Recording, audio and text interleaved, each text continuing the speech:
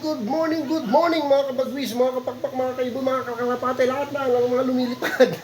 Apo, say hello. Say hello. Shh. Uy. Na!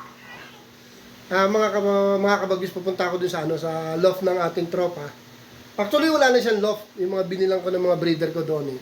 Kaya lang, yung adult ko, yung pares ng 11 feather producer ko, accidentally nakakawala. Bumalik sa kanya. Magti 3 days na ngayon. Kahapon pinasyalan ko, kukunin ko sana. Nakita ko nandun na sa mga bubong-bubong ng kapitbahay, hindi pa kumakain. Nako, yung isa nga matamlay, yung lalaki. Wala nang kulungan eh. Talagang magpapakamatay talaga yun doon dahil doon sila talaga eh. Yun talaga yung pinagmulan nila eh. Ang problema ko dapat mapababa yun ng mga kapitbahay para maibalik sa akin. Sana nga.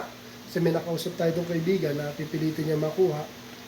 Tapos babalik sa akin, kakatok dito, kaya lang wala pa rin. Baka hindi pa nahuli. Kaya papasyalan ko ngayon. Samahan niyo ako mga kabagwis, pasyalan natin.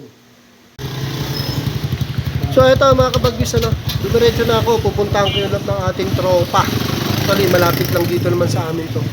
Ito, malapit lang ako eh. So tignan natin. Ang init, grabe. Ayun yung aking mga ibon. So ito, ayun yung dalawa. Kawawa naman yun, matamlay yung brown ko. Yan yung mag-asawa, yung white top. Yun yung female, yung brown, yun yung cock ko. Diyan dating kulungan nila. So ito mga kabagwis, bumalik ako sa bahay, kumuha akong pagkain. Try kong pagaspasan ng pagkain, baka bumaba. Kaya lang mukhang hindi, mukhang napakain yata kaya busog. So yun mga kabagwis, kagagaling ko lang doon sa tropa. Kita naman ninyo yung sistema, nandun na sa bubong. So yung mga kaibigan nating nandun, naaawa rin, pinapakain. Kaya pala nung tinaktakan ko ng pagkain, hindi bumaba kasi napapakain naman. Kaya lang kawawa. Lalo na yung male ko, yung brown, nakatanong ko na lang, tapos pipikit-pikit. Baka luwa na, cold na yun. Kasi pa 3 days na ngayon. Diba kasi yung may kulungan, iba yung wala silang kulungan. So humalat araw, nandun lang sila sa roof. Kawawa naman. Pero yun nga, pangako nila, pag madadakma, bibigyan naman sa akin. Yung regular ko na lang papasyalan. Baka matsambahan natin na mapakain bumaba.